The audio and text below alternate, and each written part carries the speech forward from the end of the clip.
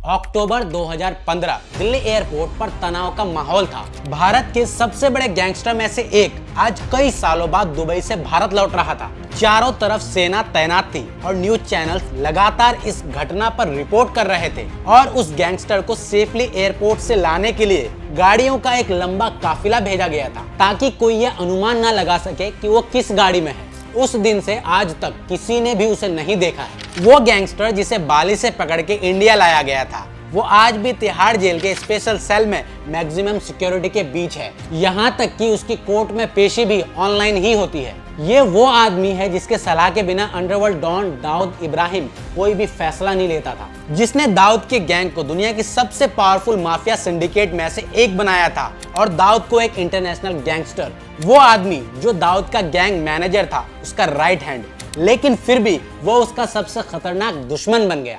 ये कहानी है डी कंपनी के सीईओ की, राजेंद्र सदाशिव निकलजे उर्फ छोटा राजन।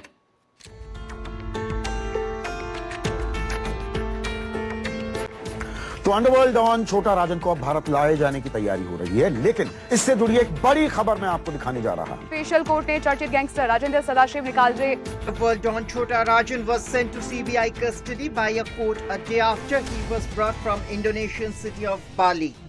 1986 दाऊद इब्राहिम अपने घर बॉम्बे को हमेशा के लिए पीछे छोड़ चुका था। उसने दुबई में अपना नया बेस बनाया और धीरे धीरे वो अपने सभी धंधों को दुबई से चलाने की प्लानिंग में लग गया। उसने एक एक करके अपने सभी खास आदमियों को दुबई शिफ्ट करना शुरू कर दिया। इन्हीं में से एक था छोटा राजन, जिसने दुबई पहुंचते ही डी कंपनी को एक गैंग से एक मल्टीनेशनल कॉर्पोरेशन बनाना शुरू कर दिया। पूरी गैंग को उसने एक ऐसा स्ट्रक्चर दिया था कि जिसे क्राइम की दुनिया में कोई सोच भी नहीं सकता था। एक कंपनी की तरह उसने एक ऑर्गेनाइजेशनल स्ट्रक्चर बनाया था, जहां हर लेवल पर लोगों का अपना नाम और ओहदा था और उनकी पोजीशन फिक्स थी। और राजन इस बात का खास ध्यान रखता था कि ऊपर से लेकर नीचे तक हर लेवल के लोग अपने काम में खुश जरूर हैं। अपने काले पैसों से उनके लॉयर्स की फीस भरना, उनके हॉस्पिटल बिल्स, बेल के पैसे, यहाँ तक कि उनके घर वालों का ध्यान राजन रखने लगा था। इसी वजह से 90s आते आते डी कंपनी में 5000 लोग काम करते थे और सब के सब राजन के लिए हमेशा जान देने के लिए तैयार रहते थे। उसने डी कंपनी को सबसे बड़ी और सबसे पावरफुल माफिया ऑर्गेनाइजेशंस में से एक बना दिया था। राजन ने दाऊद की स्मगलिंग बिजनेस को तो बढ़ाया ही, बल्कि उसने अलग अलग कई धंधे शुरू किए। मुंबई में ऐसा कोई बिल्डर, ऐसा कोई रेस्टोरेंट, बार या पब ना हो जो उसे हफ्ता ना देता हो। यहाँ तक कि उसने गवर्नमेंट कॉन्ट्रैक्ट्स को भी जबरदस्ती हथियाना शुरू कर दिया था। मुंबई में डी कंपनी का नाम और दबाव बढ़ता ही जा रहा था, लेकिन राजन की प्लानिंग और भी बड़ी थी। दाऊद की मुस्लिम आइडेंटिटी का इस्तेमाल करके उसने पाकिस्तान और तुर्की जैसे देशों के माफिया के साथ रिश्ते बनाए। यही वो कारण था जिसकी वजह से दाऊद धीरे धीरे आईएसआई से जुड़ा और आज भी वो पाकिस्तान में महफूज है। ये सब देखकर दाऊद हैरान रह गया था। उसने कभी सपने में भी नहीं सोचा था कि कोई इंसान उसके गैंग को इतनी बड़ी ऊंचाइयों तक पहुंचा सकता था।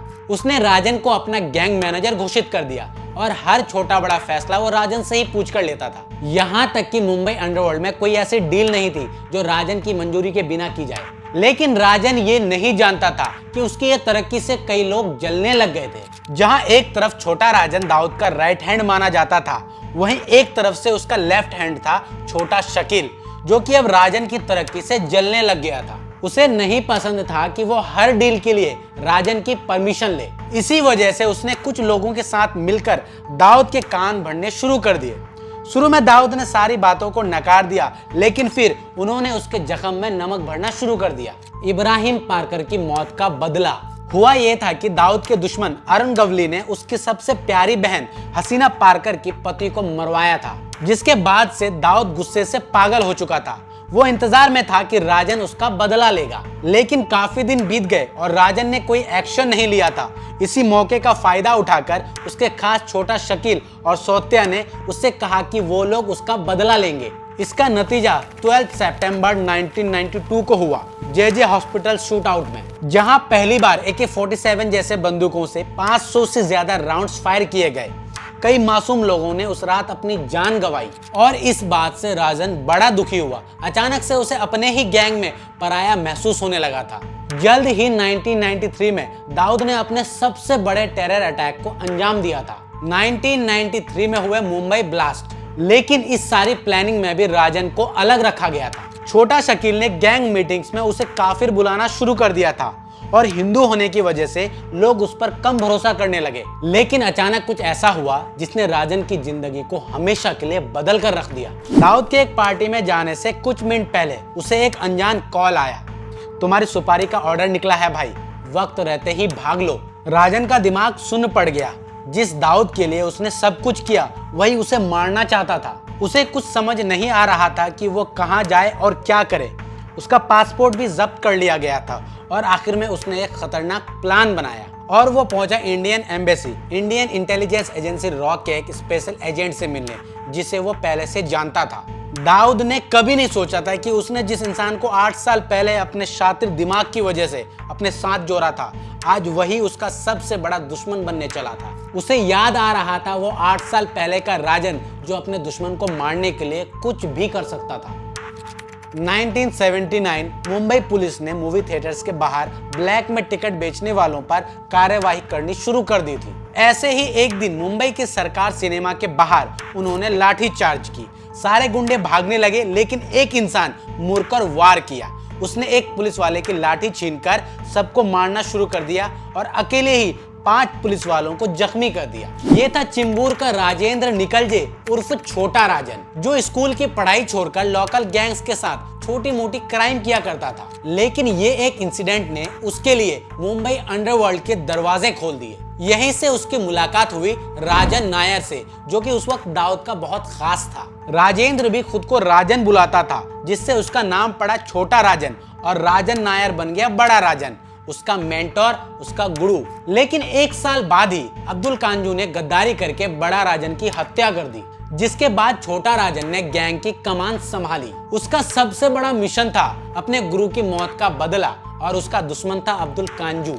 राजन ने पुलिस प्रोटेक्शन के बीच ही कांजू पर 2 हमले करवाए, एक बार जब उसे कोर्ट ले जाया जा रहा था और एक बार हॉस्पिटल में। उस समय मुंबई अंडरवर्ल्ड में कोई भी इतनी शातिर प्लानिंग के साथ हमले नहीं करवाता था। अब्दुल कांजू पुलिस के सामने गिड़गिड़ाने लगा कि उसे कोई भी केस में अरेस्ट किया जाए। यहाँ तक कि जेल में भी डर के मारे रात भर वो चीखता रहता था। आखिर 4 साल बाद राजन ने अपना बदला पूरा किया। एक क्रिकेट फील्ड पर उसने अब्दुल कांजू को एक भयानक मौत दी। अपने इसी सातिर अंदाज और हार ना मानने वाली जज्बे ने उसे दाऊद की नजरों में ला दिया था। वही दाऊद जो आज उसे जान से मारना चाहता था। वो रात इंडियन ऑफिशियल्स के लिए बहुत बिजी रात थी। मुंबई अंडरवर्ल्ड में दाऊद इब्राहिम के बाद नंबर 2 डॉन खुद उनके पास चलकर आया था। पूरी रात राजन से पूछताछ हुई, उससे सवाल जवाब किए गए। मुंबई में सीनियर ऑफिसर्स के साथ कड़े डिस्कशंस किए गए, नेगोशिएशंस हुए। राजन का कहना था कि उसे दाऊद के सारे लीगल इलीगल धंधे, उसके ठिकाने, गैंग मेंबर्स के नाम और पते, उसके खरीदे हुए पुलिस ऑफिसर्स, पॉलिटिशियंस सभी की जानकारी थी। अगर उसे दुबई के बाहर सेफली पहुंचा दिया जाए तो वो उनका इन्फॉर्मर बनके उन्हें दाऊद का पूरा सिंडिकेट दे सकता था। आखिर में कई नेगोशिएशंस के बाद राजन का ऑफर मंजूर कर लिया गया। उसे एक नकली पासपोर्ट के जरिए बैंकॉक भेजा गया। कई सालों तक वो बैंकॉक में सुरक्षित रहा। धीरे धीरे वो अपनी नई जिंदगी में घुल मिल रहा था। वहीं दूसरी ओर उसका गैंग मुंबई में अब भी एक्टिव था। दाऊद और राजन दोनों ने एक दूसरे के गैंग की इंपॉर्टेंट लोगों को मारना शुरू कर दिया। मुंबई की गलियां जंग का मैदान बन चुकी थी। आए दिन वहां के रास्ते खून से लथपथ रहते थे। इसी बीच बैंकॉक में आराम की जिंदगी जी रहे राजन के घर में हमला हुआ। कई सालों की प्लानिंग और खोज के बाद शकील ने आखिरकार राजन को ढूंढ निकाला था। हमले में राजन का सबसे खास आदमी मारा गया, उसकी बीवी जख्मी हो गई, यहाँ तक कि राजन को पेट में गोली लगी थी। लेकिन जैसे तैसे वह बच निकला और पुलिस की मदद से उसे हॉस्पिटल ले जाया गया। ये खबर आग की तरफ फैल गई। एक तरफ बैंकॉक की पुलिस उसे पकड़ना चाहती थी, एक तरफ मुंबई पुलिस उसे भारत ले जाना चाहती थी और एक तरफ दाऊद के लोग उसे मारना चाहते थे। लेकिन इन सब के बीच राजन दिन दहाड़े सबके आंखों के सामने से गायब हो गया। पुलिस प्रोटेक्शन के बीच वो उस दिन हॉस्पिटल से कैसे भागा, कहाँ गया, ये आज भी एक गहरा राज है। अगले कई सालों तक वो अलग अलग देशों में भागता रहा। कई लोग मानते हैं कि इंडियन इंटेलिजेंस एजेंसी उसकी मदद कर रही थी, क्योंकि वो उन्हें दाऊद का इंफॉर्मेशन दे रहा था। उसने इसी बीच कई मर्डर्स भी करवाए, लेकिन आखिरकार उसे 2015 में बाली से अरेस्ट करके इंडिया लाया गया। उसके अरेस्ट को सिक्योर रखने के लिए पूरी कोशिश की गई थी, क्योंकि पुलिस का मानना था कि दाऊद आज भी उसको मारना चाहता है। आज राजन तिहाड़ के जेल नंबर 2 के एक स्पेशल सेल में कैद है। कहते हैं कि वो आज भी दाऊद से इतना डरता है कि कभी वो अपने सेल से बाहर नहीं आता है। उसके अरेस्ट के 9 सालों के बाद तक किसी ने ना उसे देखा है ना उसके बारे में कुछ सुना है। लेकिन कुछ महीनों पहले अप्रैल 2024 में कोर्ट ने उसे एक रिपोर्टर के खून के जुर्म में उम्र कैद की सजा दी। यही वो समय था जब मीडिया में उसकी 2 तस्वीरें सामने आई, जहां से लोगों को पता चला कि वो आज भी जिंदा है और सही सलामत है।